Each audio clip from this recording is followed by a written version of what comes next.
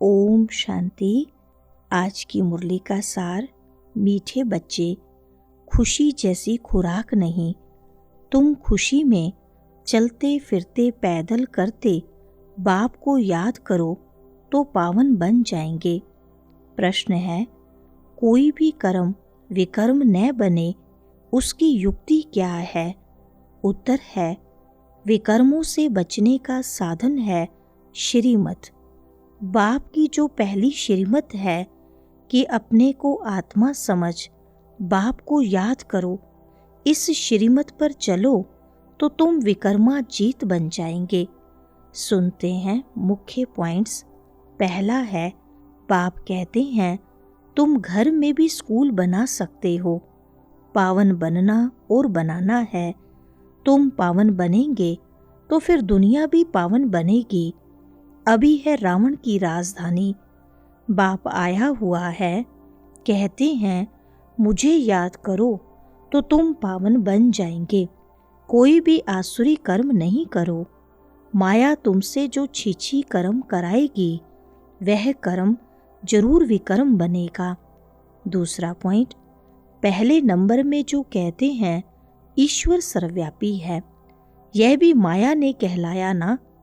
माया तुमसे हर बात में विकर्म ही कराएगी। इस रावण राज्य में तुम भक्ति जो करते हो नीचे ही उतरते आए हो। तुम इन बातों को नहीं जानते थे, बिल्कुल ही पत्थर बुद्धि थे। भक्ति मार्ग में कहते भी हैं, हे ईश्वर इनको अच्छी बुद्धि दो तो यह लड़ाई आधी बंद कर दें। तुम बच्चे जानते हो बाबा बहुत अच्छी बुद्धि अभी दे रहे हैं।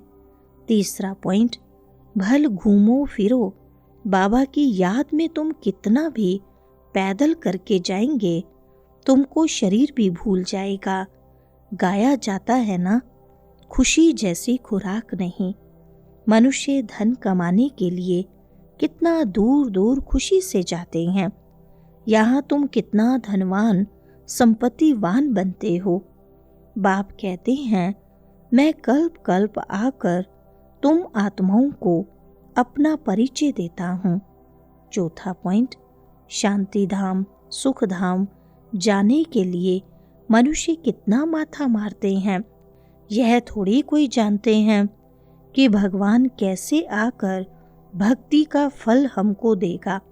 तुम अभी समझते हो हमको भगवान से फल मिल रहा है। भक्ति के दो फल हैं, एक मुक्ति, दूसरा जीवन मुक्ति। जिन्होंने शुरू से लेकर बहुत भक्ति की होगी वह ज्ञान अच्छी रीति लेंगे तो फल भी अच्छा पाएंगे।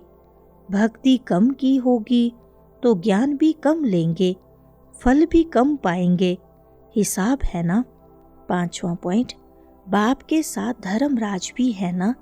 उस समय पता नहीं पड़ता है कि हम क्या करते हैं, बाद में पश्चाताप होता है।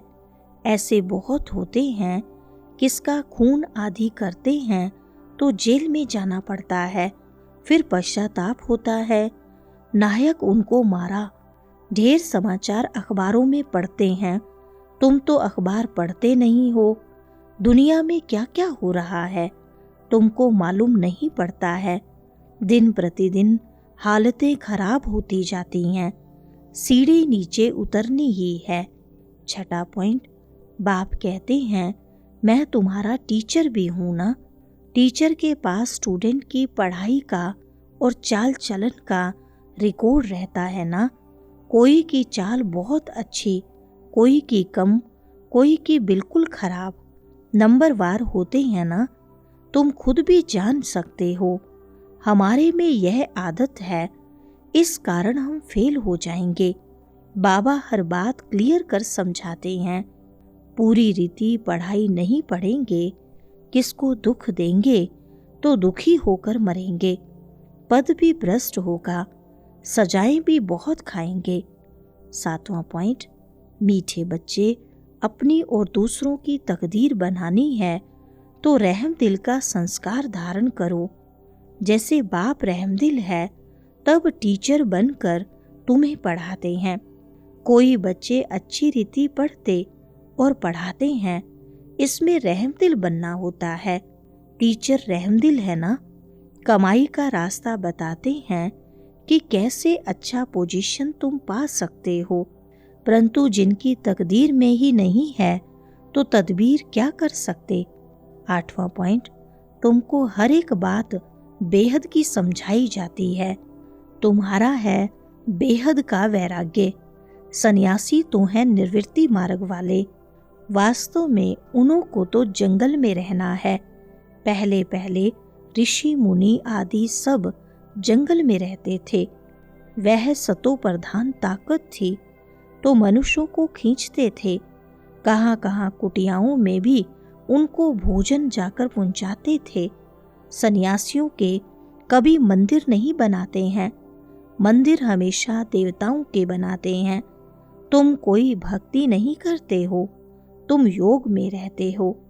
उनका तो ज्ञान ही है ब्रह्म तत्व को याद करने का, बस ब्रह्म में लीन हो जाएंगे।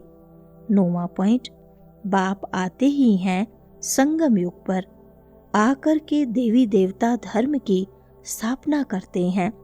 बाकी सबकी आत्माएं वापस चली जाती हैं, क्योंकि तुम्हारे लिए नई दुनिया चाहिए ना। पुरानी दुनिया का कोई भी रहना नहीं चाहिए। तुम सारे विश्व के मालिक बनते हो, यह तो तुम जानते हो। जब हमारा राज्य था तो सारे विश्व पर हम ही थे, दूसरा कोई खंड नहीं था। वहाँ जमीन तो बहुत रहती है। 10वां पॉइंट, ज्ञान तो बहुत सहज है, छोटा बच्चा भी झट याद कर लेगा। बाकी अपने को आत्मा समझ और बाप को याद करें, वह इम्पॉसिबल है। भल शिव बाबा कहे भी, परंतु है तो बेसमझना। हम भी बिंदी हैं, बाबा भी बिंदी है, यह स्मृति में आना मुश्किल लगता है। यही यथार्थ रीति याद करना है, मोटी चीज तो है नहीं। बाप कहते हैं यथार्थ रूप में मैं बिंदी हूँ, इसलिए मैं जो हूँ जैसा हूँ वह सिमरण करें, यह बड़ी मेहनत है। 11वां पॉइंट, अभी दैवी स्वर्ग की स्थापना हो रही है। अपने लिए जो करेगा सो पाएगा। जितना पावन बन औरों को बनाएंगे, बहुत दान करने वाले को फल भी तो मिलता है ना। दान करने वाले का नाम भी होता है। दूसरे जन्म में अल्पकाल का सुख पाते हैं। यहाँ तो 21 जन्म की बात है। बाप आकर बच्चों को प्यार करते हैं, साक्षात्कार कराते हैं। बिगर कोई भक्ति करने के भी साक्षात्कार होता है। कितने साक्षात्कार होते थे, फिर जादू समझ हंगामा करने लगे तो बंद कर दिया। फिर पिछाड़ी में तुम बहुत साक्षात्कार करते रहेंगे। वरदान है बीज रूप स्थिति द्वारा सारे विश्व को लाइट का पानी देने वाले विश्व कल्याणकारी भव। विस्तार है बीज रूप स्टेज सबसे पावरफुल स्टेज है। यही स्टेज लाइट हाउस का कार्य करती है। इससे सारे विश्व में लाइट फैलाने के निमित्त बनते हो। जैसे बीज द्वारा स्वतः ही सारे वृक्ष को पानी मिल जाता है, ऐसे जब बीज रूप स्टेज पर स्थित रहते हो तो विश्व को लाइट का पानी मिलता है। लेकिन सारे विश्व तक अपनी लाइट फैलाने के लिए विश्व कल्याणकारी की पावरफुल स्टेज चाहिए।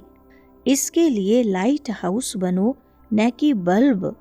हर संकल्प में स्मृति रहे कि सारे विश्व का कल्याण हो। स्लोगन है, एडजस्ट होने की शक्ति नाजुक समय पर पास विद ओनर बना देगी। अच्छा, ओम शांति।